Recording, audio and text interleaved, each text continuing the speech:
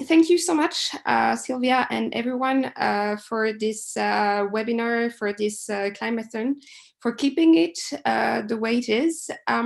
So I'm going to tell you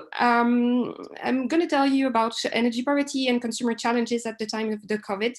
It becomes more and more important as we spend so much time at home, and we just we are all confronted to different situations. So just to give you a proper overview of what energy poverty is, at the time being, or before the crisis, it was estimated that it affects about 50 million EU citizens, so about 10% of the population. And what is energy poverty? Energy poverty means that you have limited economic resources to pay your energy bills, whether heat or electricity or gas or other means. You also have insufficient energy availability at home. It means that you may not have access to energy or have unreliable access to energy where you live. And it also means that usually you are living in inefficient homes and in poor living conditions. So basically you can have damps and molds on the walls. You have a very cold home, whatever the season, or maybe it gets really too hot in the summer. So energy poverty translates into social exclusion and stigmatization. You don't want to go out because you feel that you're not worth it, that you can be seen as poor. And actually, I was reading something earlier today that said very appropriately that you can't solve overall poverty if you don't solve the energy poverty issue, which means that you have to address the quality of the housing. You have to go in this direction in order to solve also general poverty. So it's a very particular part of general poverty, which is linked to the housing, which is linked to the comfort. Energy poverty also translates into respiratory problems, mental health issues, chronic disease. It can come from it. It can be a consequence of it. So it's very touchy. And as you can imagine, right now the people affected by energy poverty are particularly at risk of catching the coronavirus. Because of those respiratory disease and those chronic disease that might put them in a very difficult situation. So overall, as we also talk about climate, we can say that people facing energy poverty are also more vulnerable to climate change and natural events. If their roof is leaking and there are a lot of storms where they live, they might suffer from it more than a household who would not have this kind of problem.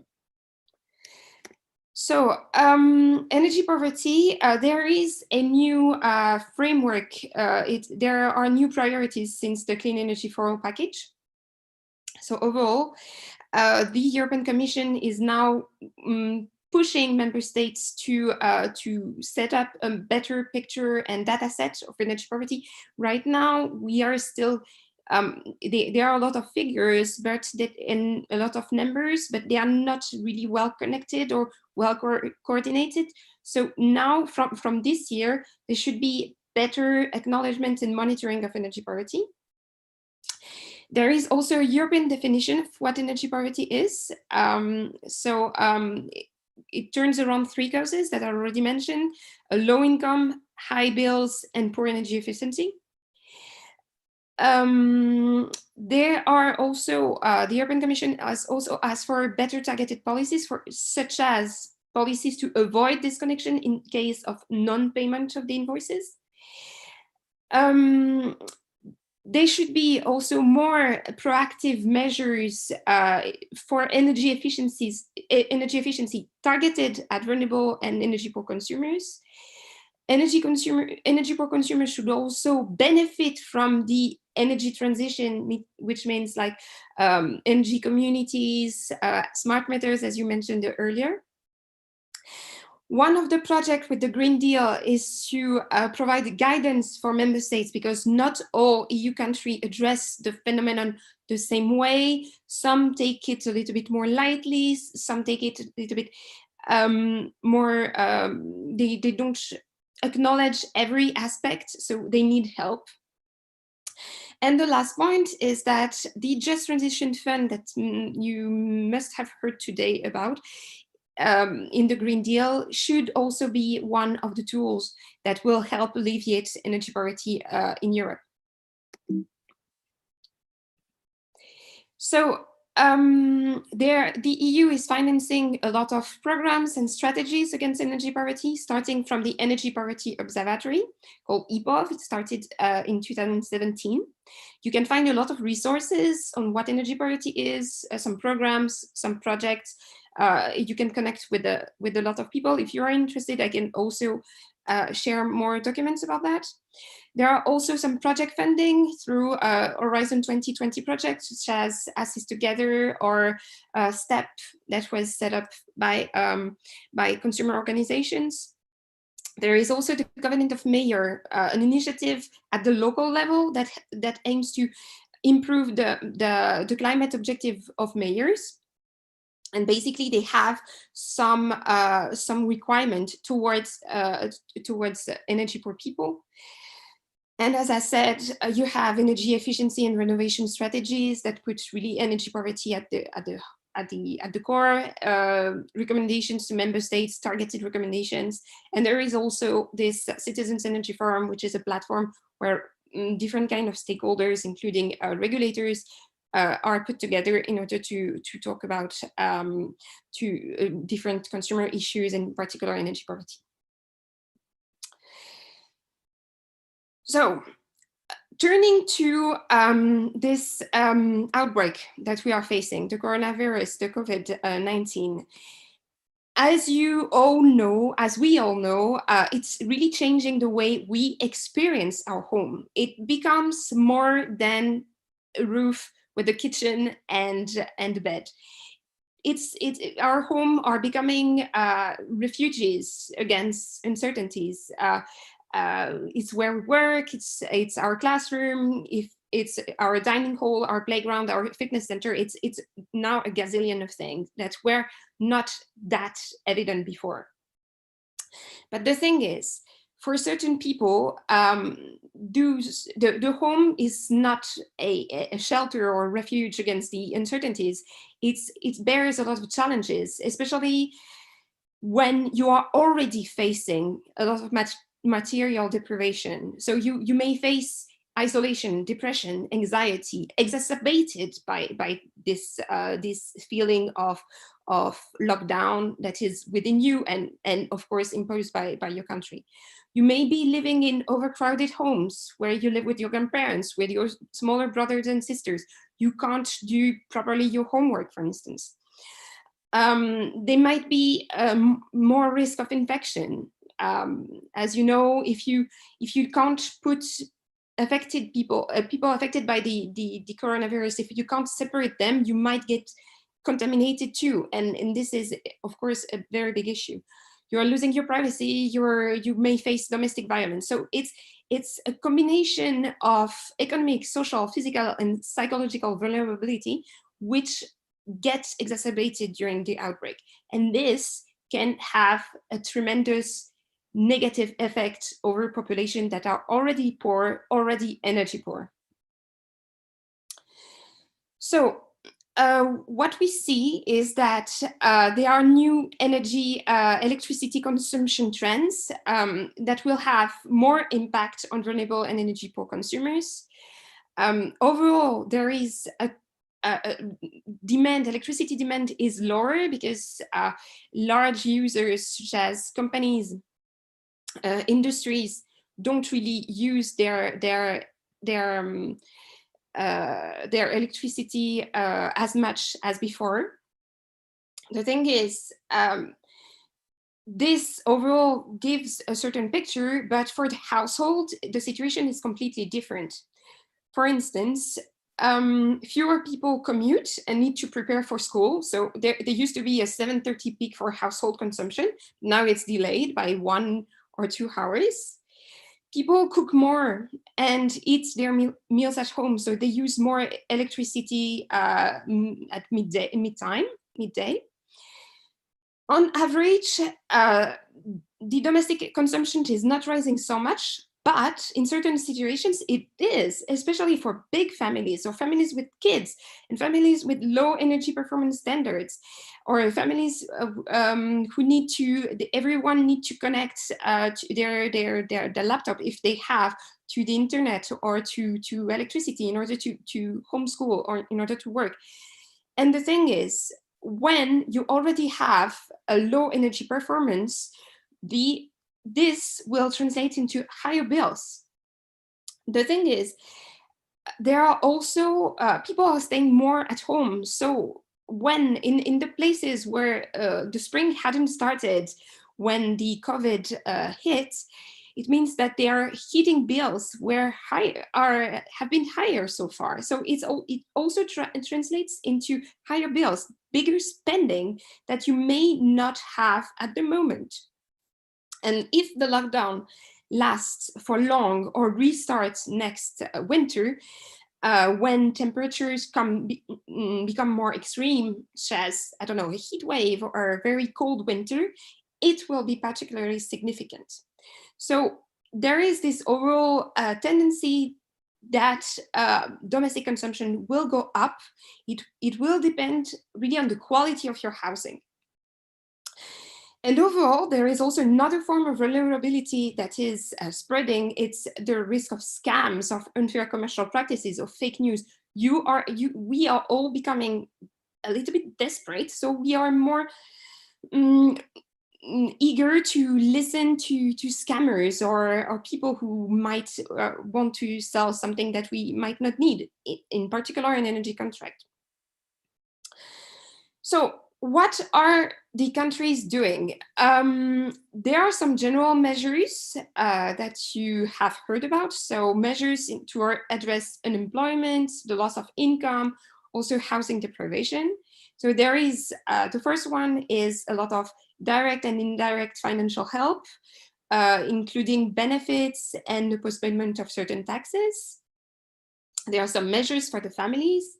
There are some furlough programs to help companies and benefits for workers covered by the state, including freelancer and independent workers. There are special measures actually for small companies and self-employed people. And one of the important issues is that a lot of countries are setting up some measures to help house homeless people safely. They would live in shelter, and as they live in shelter, they would need to be separated in order to maintain this physical distancing and in order not to contaminate each other. So in particular, for the energy sector, the biggest measure is preventing disconnection. Preventing disconnection, it means that even if you are not able to pay your bill, your supplier will not disconnect your electricity supply, which can make, as you recognize, it can make a terrific difference in your life, because you don't have to worry about paying those bills if you have to make choices, if you are facing a dilemma, if you are hungry and you may decide to postpone the payment. So in almost all countries, there is no disconnection for unpaid bills until the crisis is over. There are some exceptions. For instance, in Portugal, the information period preceding the interruption is extended by 30 days, so it gives a little bit more time for the people to pay their bills. But in other countries where there are prepaid measures for certain categories of users, there are also some measures. Because what is the risk with prepaid measures? Prepaid measures are measures that you can top up quite easily, or not so easily. And the thing is, usually when you are facing this dilemma, should I heat my home? Should I cook? Should I should I take a hot shower, or turn on my lights, or should I eat? You will choose to eat rather than have electricity at home. And this is something that we want to avoid at all costs because of all the issues that it can bring to you, as I said before. So in the countries where there are some prepaid meters, there are some measures to simplify the recharging, such as in Wallonia in Belgium, or you can recharge by appointment. In the UK, there won't be any disconnection even when the meters are not top up, but it means that as a consumer, you have to contact your supplier. Or in Ireland, there are some measures, whether they are electricity or gas meters. There are also measures to help with the payment of the bills, such as direct aid. In Belgium, 1 month of utility bill up to about 200 euros will be covered by the government if one of the members of the family is temporarily unemployed. In some countries, the payment will be postponed, or for instance, it's also at the local level. In Italy, in the 11 towns most affected by the pandemic, the payment of water and energy bills will be postponed until after the crisis.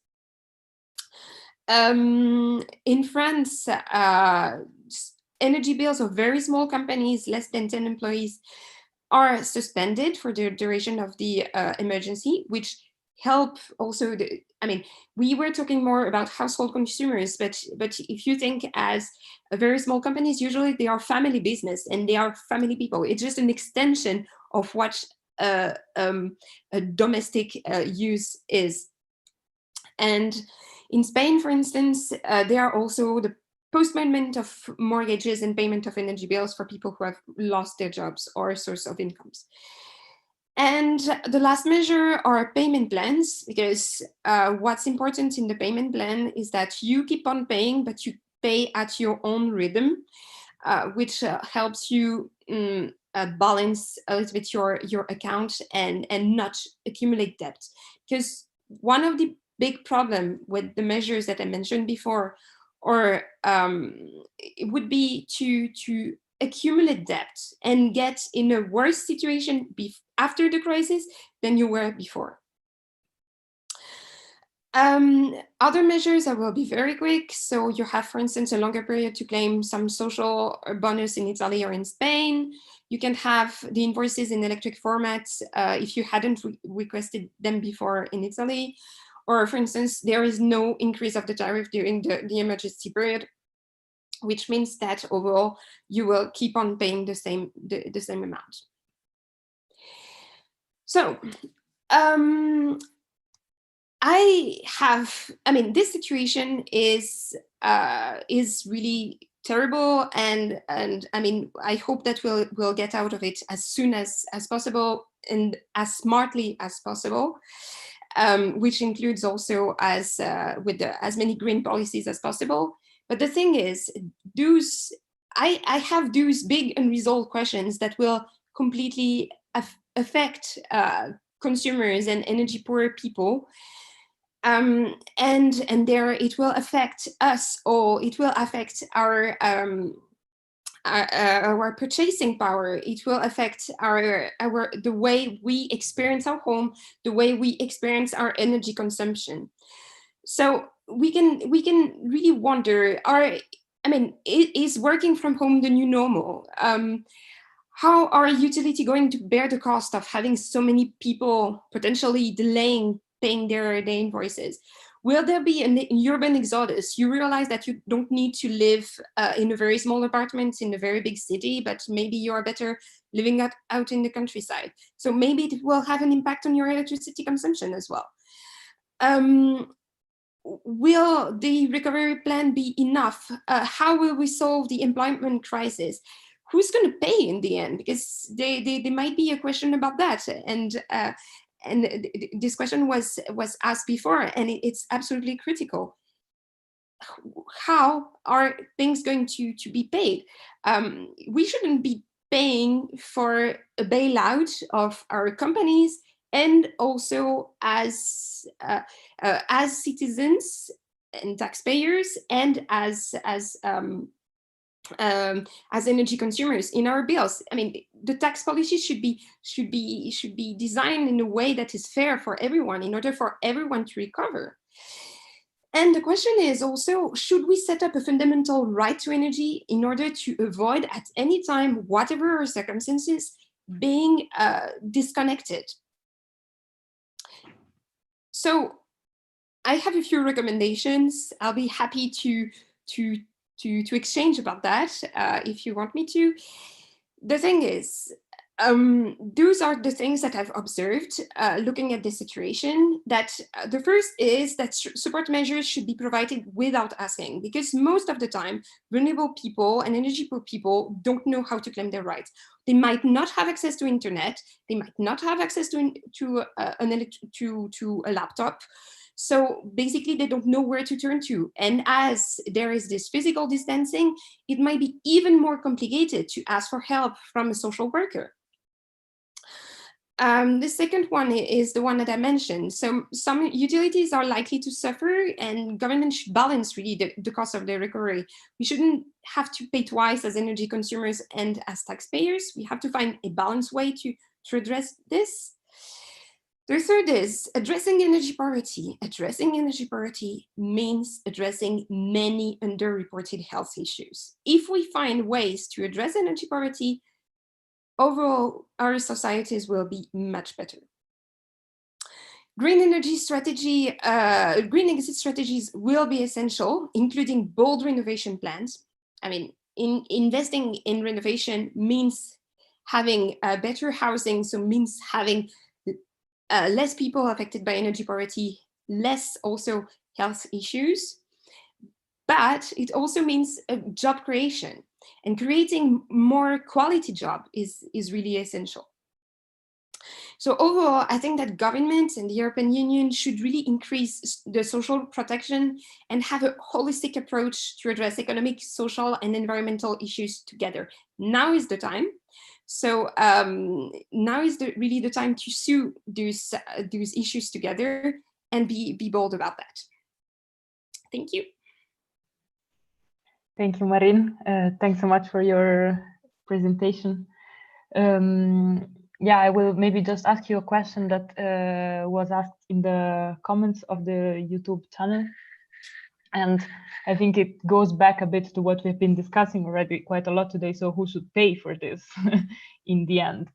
But the way the question is framed is the following. So with working from home, with working from home practices, some expenses will basically migrate from the company side to households, because companies obviously don't have to pay bills for heating buildings, turning lights, and whatever internet connections, but that's gonna all fall on the citizens basically. So the question is how plausible it is that companies will share some of these expenses.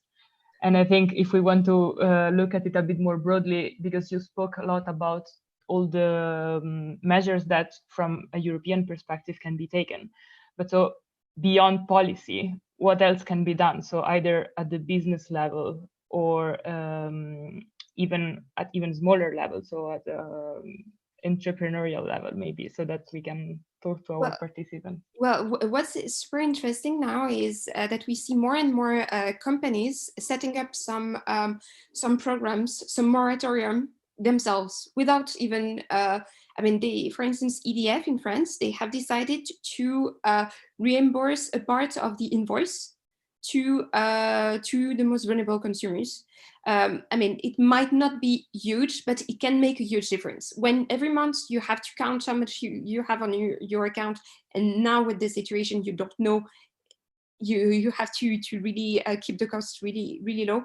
It can be really the best thing for you to have a company that acknowledges that this situation is really hard for everyone. So I think that there is a lot of good ideas and willingness from different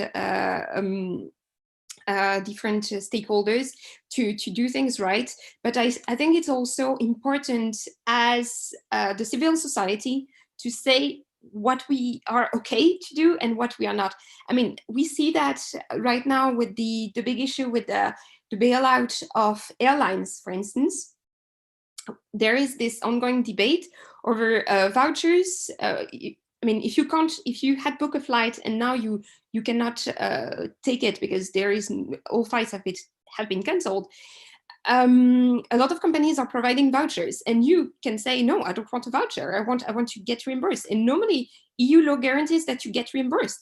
But a lot of airlines are also saying, yes, but if we reimburse everyone, we will get or it will get even worse for us. So people have to stand up and say, no, it's not acceptable that we get vouchers.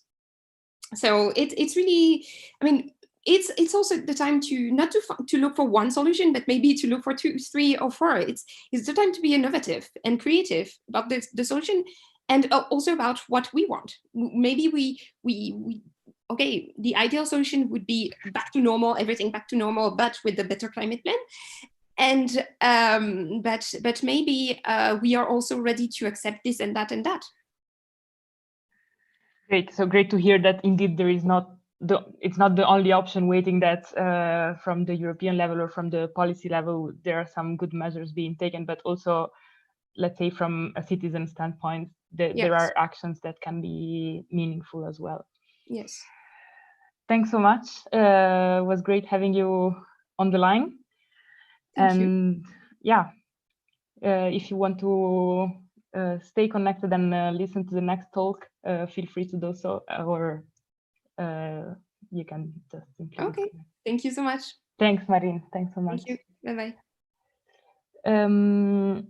So maybe we can switch to our last talk for today. It was a long and intense session, but we are very happy and excited to have Rana Adib, who is working at REN21, to give us a talk about renewables. So obviously, this Climathon is not only about energy, but because of the way, yes, Europe is structured and our network, we ended up, and we are very happy to that this is the case, to have a lot of speakers that talks about the specific challenges from an energy perspective. So